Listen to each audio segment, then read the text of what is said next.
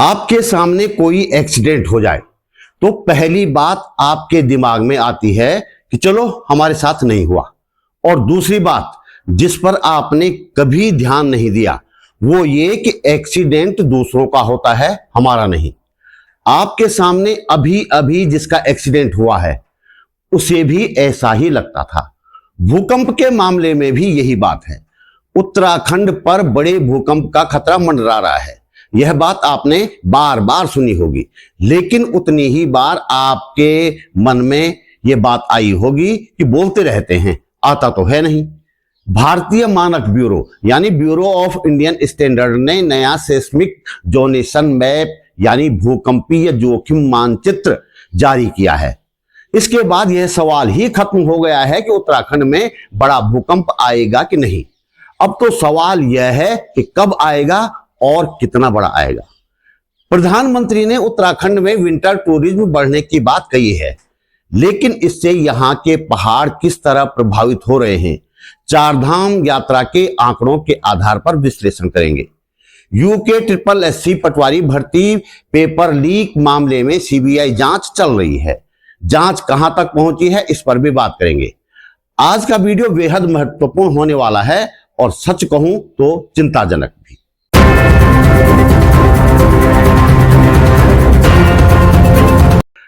नमस्कार, बात बोलेगी के साप्ताहिक कार्यक्रम हफ्तावारी खबर पात में आपका स्वागत।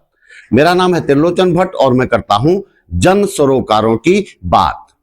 बात बोलेगी एक ऐसा आंदोलन है जो घोर आर्थिक संकट के बावजूद चलाया जा रहा है। इस आंदोलन को आपके आर्थिक सहयोग की बहुत ज्यादा आवश्यकता है। उत्तराखंड में भूकंप का खतरा कोई नई कहानी नहीं है, लेकिन इसे हम अक्सर मजाक में उड़ा देते हैं, क्योंकि पिछले 200 सालों में यहां कोई बड़ा भूकंप नहीं आया, इसलिए लोगों को लगता है कि शायद आएगा ही नहीं। उत्तराखंड में संभावित भूकंप को लेकर इस चैनल पर आपको 2 वीडियो मिल जाएंगे। 2002 में जारी सेस्मिक मैप में भारत को भूकंप की दृष्टि से 4 हिस्सों में बांटा गया था, लेकिन अब एक जोन और बढ़ा दिया गया है, जोन 6। उत्तराखंड सहित पूरा हिमालयी क्षेत्र, गुजरात का भुज वाला इलाका और अंडमान निकोबार द्वीप समूहों को इस चरम खतरे वाले जोन 6 में शामिल किया गया है। पहले उत्तराखंड के पर्वतीय क्षेत्र जोन 5 में और मैदानी हिस्से जोन 4 में शामिल थे। भारतीय मानक ब्यूरो के इस नए मानचित्र ने साफ बता दिया है कि अब खतरे को हल्के में लेने की गुंजाइश बिल्कुल नहीं बची है।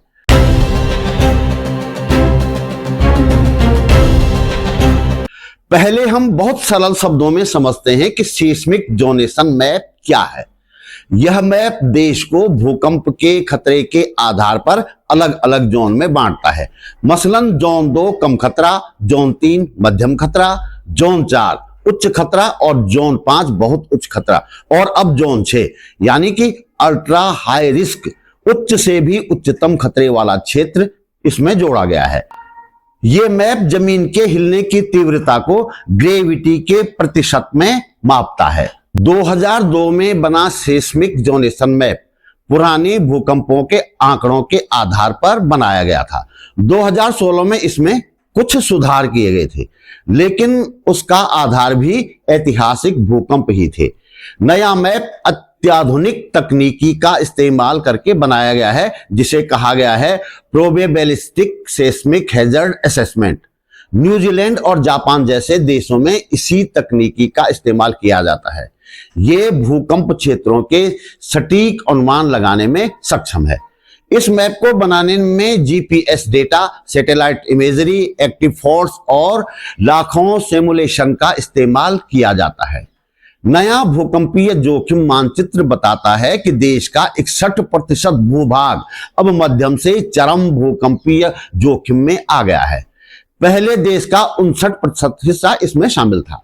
भारत की 75% और उत्तराखंड की 100% आबादी अब उन इलाकों में है जहां कभी भी बहुत बड़ा भूकंप आ सकता है। उत्तराखंड और हिमालयी क्षेत्र की बात करें तो पुराने मैप में उत्तराखंड का लगभग 80% हिस्सा जोन 5 में था और बाकी 20% मैदानी हिस्सा जो है वो जोन 4 में था, थोड़ा कम रिस्क वाला। लेकिन एक बात याद रखनी होगी, पुराना मैप उस समय के भूगर्भीय डेटा, पिछले भूकंपों और पुराने उपकरणों पर आधारित था। नया मैप, जैसा कि मैंने कहा, अत्याधुनिक तकनीकी का इस्तेमाल करके बनाया गया है। हिमालय और उत्तराखंड सर्वाधिक भूकंपीय जोखिम में क्यों है, इसे समझना होगा। भूवैज्ञानिकों के अनुसार हिमालय के नीचे 3 प्रमुख फॉल्ट सिस्टम हैं। Main frontal thrust MFT, main boundary thrust MBT और मेन सेंट्रल थ्रस्ट MCT। ये सभी 8 या उससे ज्यादा तीव्रता वाले भूकंप ला सकते हैं। हिमालय पृथ्वी की सबसे सक्रिय टेक्टोनिक प्लेट सीमा पर स्थित है। भारतीय प्लेट हर साल लगभग 5 सेंटीमीटर की रफ्तार से उत्तर दिशा में यूरेशियन प्लेट के नीचे धंस रही है। इसी टक्कर से हिमालय बना और आज भी बन रहा है। इस प्रक्रिया में चट्टानों में जबरदस्त तनाव जमा हो रहा है। यह बात हम बार बार कहते और सुनते रहे हैं कि उत्तराखंड हिमालय में 1803 के बाद कोई बड़ा भूकंप नहीं आया है। भूकंप न आने की इस अवधि को वैज्ञानिक सेस्मिक गैप कहते हैं। मतलब यहां ऊर्जा का अपार भंडार जमा हो चुका है। जब यह फूटेगा तो एक साथ सैकड़ों किलोमीटर तबाही लाएगा। नए मानचित्र से यह बात पूरी तरह से वैज्ञानिक आधार पर साफ हो चुकी है। वरिष्ठ पत्रकार जयसिंह रावत जी के एक लेख के अनुसार नया नक्शा बताता है कि हिमालय का फॉल्ट अब दक्षिण की ओर ज्यादा दूर तक प्रभाव डाल सकता है। इसका सीधा मतलब है कि देहरादून, ऋषिकेश, हरिद्वार, सहारनपुर और दिल्ली NCR का जोखिम पहले के अनुमान से कहीं ज्यादा है। नरम जलोढ़ मिट्टी पर बने ये शहर भूकंपीय तरंगों को 5 से 10 गुना बढ़ा देते हैं। यानी कि 6.5 तीव्रता का भूकंप भी यहां 8 की तरह तबाही मचा सकता है। पुराने नक्शे में प्रशासनिक सीमाएं भूकंप जोन तय करती थी। नया नक्शा भूवैज्ञानिक सच्चाई पर टिका हुआ है।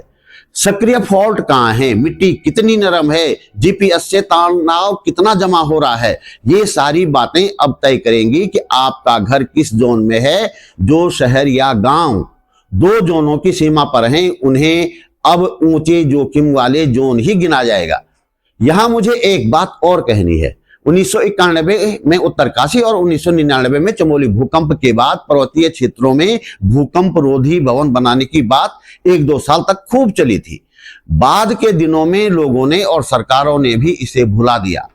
आज पर्वतीय क्षेत्रों में सीमेंट कंक्रीट के बहुमंजिला घर बनाना आम बात हो गई है। कई जगहों पर तो पहाड़ों को काट काट कर बड़े बड़े होटल बनाए जा रहे हैं, आपने देखा है, और दूसरे तरह के निर्माण भी किए जा रहे हैं।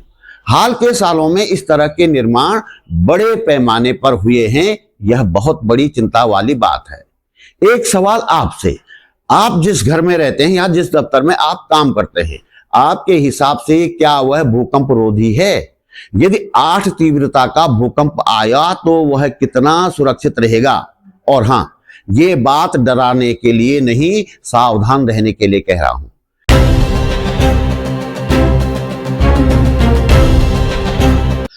पिछले दिनों में एक वीडियो क्लिप देख रहा था। प्रधानमंत्री नरेंद्र मोदी कहते सुनाई दे रहे हैं कि उत्तराखंड में विंटर टूरिज्म बढ़ा है। औली, मुनस्यारी, चोपता और दियारा आकर्षण का केंद्र बने हैं, ये नाम लिए उन्होंने। ये अच्छी बात है, लेकिन इससे अत्यधिक संवेदनशील उच्च हिमालयी क्षेत्र कितना प्रभावित हो रहे हैं, क्या इसका कहीं आकलन हो रहा है? इससे पहले कि हम 4 धाम यात्रा के आंकड़ों पर नजर डालें, मोदी जी की ये बात सुन लेते हैं। मुझे खुशी है, इन दिनों उत्तराखंड का विंटर टूरिज्म लोगों को बहुत आकर्षित कर रहा है। सर्दियों के मौसम में औली, मुनस्यारी, चोपटा और डेहरा जैसी जगहें खूब पॉपुलर हो रही हैं। अभी कुछ सप्ताह पहले पिथौरागढ़ जिले में 14,500 फुट से अधिक की ऊंचाई पर आदि कैलाश में राज्य की पहली high altitude ultra run marathon का आयोजन किया गया था। इसमें देश भर के 18 राज्यों से 750 से ज्यादा एथलीट्स ने हिस्सा लिया था। 60 किलोमीटर लंबी आदि कैलाश परिक्रमा रन का प्रारंभ कड़कड़ाती सर्दी में सुबह 5 बजे हुआ था। इतनी ठंड के बावजूद भी लोगों का उत्साह देखते ही बनता था। आदि कैलाश की यात्रा पर जहां 3 साल पहले तक मात्र 2000 से कम पर्यटक आते थे, अब यह संख्या भी बढ़कर 30,000 से अधिक हो गई है। साथियों, कुछ ही हफ्तों में उत्तराखंड में विंटर गेम्स का आयोजन भी होना है। देश भर के खिलाड़ी, एडवेंचर प्रेमी और खेलों से जुड़े लोग इस आयोजन को लेकर उत्साहित हैं। स्कीइंग हो या स्नोबोर्डिंग, बर्फ पर होने वाले कई खेलों की तैयारियां शुरू हो चुकी हैं। उत्तराखंड ने विंटर टूरिज्म को बढ़ाने के लिए कनेक्टिविटी और इंफ्रास्ट्रक्चर पर भी फोकस किया है। होम स्टे को लेकर नई पॉलिसी भी बनाई गई है। साथियों, सर्दियों में बेड इन इंडिया अभियान की भी अलग धूम होती है। सर्दियों की सुनहरी धूप हो, पहाड़ से उतरते कोहरे की चादर हो, डेस्टिनेशन वेडिंग के लिए पहाड़ भी अब खूब पॉपुलर हो रहे हैं। कई शादियां तो अब खास तौर पर गंगा जी के किनारे हो रही है। उत्तराखंड की चारधाम यात्रा ने इस बार फिर रिकॉर्ड बनाया है। खबरों में ऐसा ही कहा गया है। देहरादून स्थित एसडीसी फाउंडेशन ने तीर्थ यात्रियों की संख्या को लेकर एक फैक्ट शीट जारी की है। फैक्ट शीट प्रस्तुत करते हुए एसडीसी फाउंडेशन के संस्थापक अनूप नौटियाल ने कहा है कि वर्ष 1925 में चारधाम यात्रा में 51,06,346 तीर्थ यात्री पहुंचे, जबकि 2024 में यह संख्या 48,01,167 थी। इस वर्ष 3,05,179 यात्रियों की वृद्धि हुई।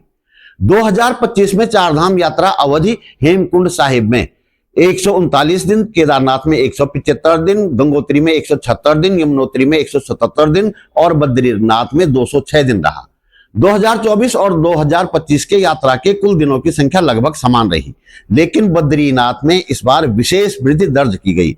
2024 में 190 दिनों की तुलना में 2025 में बद्रीनाथ में 206 दिनों तक बद्रीनाथ खुला रहा, यानी कि 16 अतिरिक्त यात्रा दिवस रहे। 2 मई 2025 को केदारनाथ धाम में 30,154 तीर्थ यात्रियों के साथ सबसे अधिक एक दिवसीय भीड़ दर्ज हुई। अनूप नौटियाल ने कहा कि तीर्थ यात्रियों की बढ़ती संख्या को केवल सफलता का संकेतक नहीं माना जा सकता और एक प्रभावी यात्रा वही है जो सुरक्षित, सतत और सुचारू हो। अनूप नौटियाल ने राज्य सरकार से अपील की है कि वह सिर्फ रिकॉर्ड यात्री संख्या का उत्सव मनाने के बजाय सुरक्षा मानकों को मजबूत करने, कैरिंग कैपेसिटी के सिद्धांतों का पालन करने, हेली सुरक्षा प्रणालियों में सुधार, मेडिकल और आपातकालीन उपायों को मजबूत करने, पंजीकरण प्रक्रिया को सरल बनाने, मौसम और मार्ग सूचना को बेहतर तरीके से प्रसारित करने और स्थानीय समुदायों को यात्रा अर्थव्यवस्था का लाभ दिलाने पर ध्यान केंद्रित करें। ये बातें ध्यान देने की हैं। दुर्भाग्य ये है कि इस पर ध्यान नहीं दिया जा रहा है। पर्यावरणविद और भूवैज्ञानिक लगातार कहते रहे हैं कि तीर्थ यात्रियों की यह असीमित और अनियंत्रित भीड़ हिमालय को नुकसान पहुंचा रही है।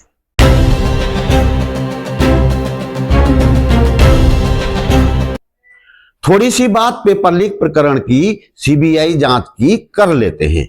युवाओं की मांग पर राज्य सरकार ने पटवारी भर्ती परीक्षा पेपर लीक मामले की सीबीआई जांच करवाने की संस्तुति दी थी। आजकल ये जांच चल रही है। घटना के बाद पुलिस ने जिन लोगों को गिरफ्तार किया था पेपर लीक मामले में, सीबीआई ने भी उन्हें गिरफ्तार कर लिया है। 1 दिसंबर को युवाओं के आंदोलन के नेता बॉबी पंवार से सीबीआई ने पूछताछ की। 9 घंटे की पूछताछ के बाद बाहर आए बॉबी पंवार ने एक वीडियो जारी किया। पहले उस वीडियो के कुछ अंश सुन लेते हैं।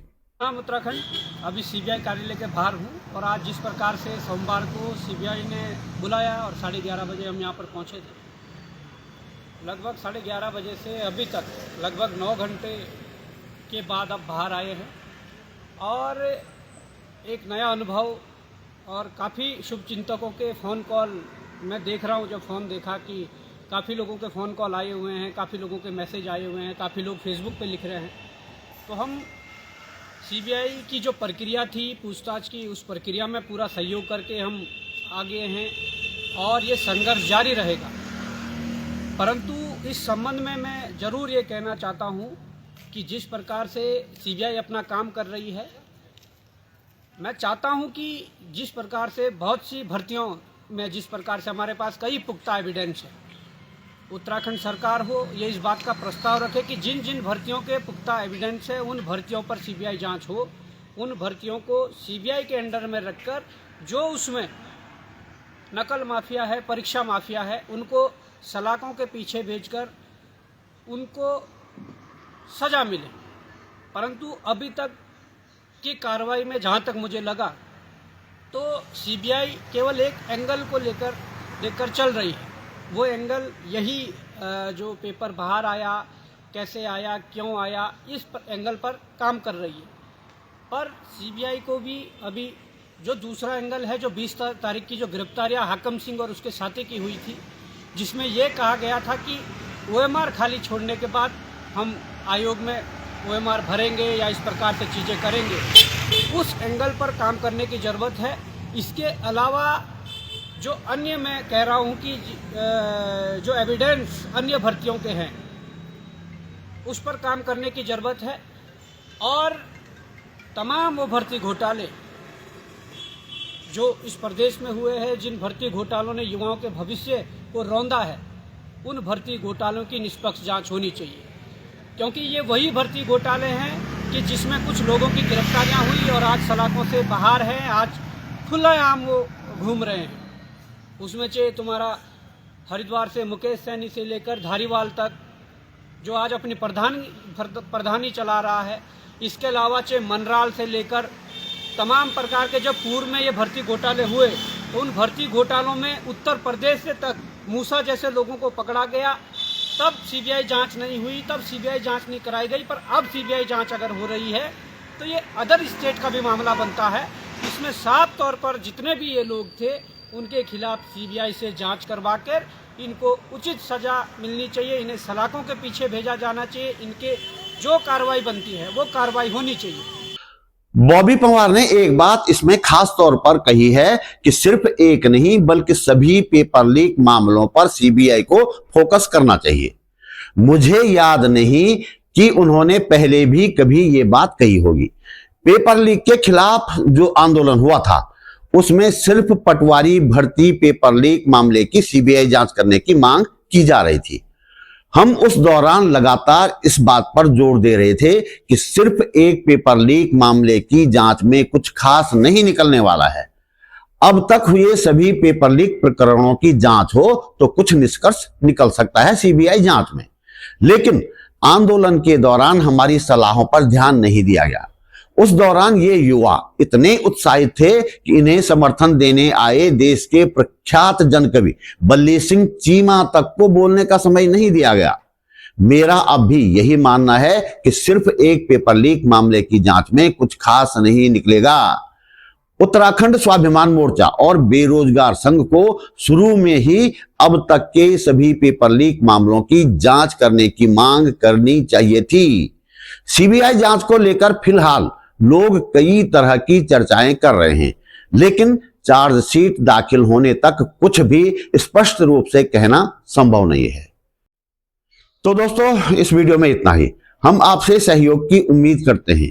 आपका सहयोग लाइक के रूप में हो सकता है, कमेंट के रूप में हो सकता है, वीडियो को शेयर करने के रूप में हो सकता है, या फिर आर्थिक मदद के रूप में भी हो सकता है। हम जनता की बात करते हैं, किसी धरना सेठ या सरकार के सामने हाथ नहीं फैलाते, न फैलाएंगे। आप समझते हैं कि हम सही दिशा में काम कर रहे हैं तो हमें आर्थिक सहयोग अवश्य दीजिए। पहली बार आप मेरे चैनल पर आए हैं तो प्लीज चैनल को सब्सक्राइब करना न भूलिएगा। आर्थिक सहयोग के लिए मैं पूरन बर्थवाल जी का आभार व्यक्त करता हूं। आप समय समय पर सहयोग राशि भेजते रहते हैं। एक बार पुनः आभार। जल्दी मिलते हैं एक और मुद्दे के साथ, एक और वीडियो में। नमस्कार।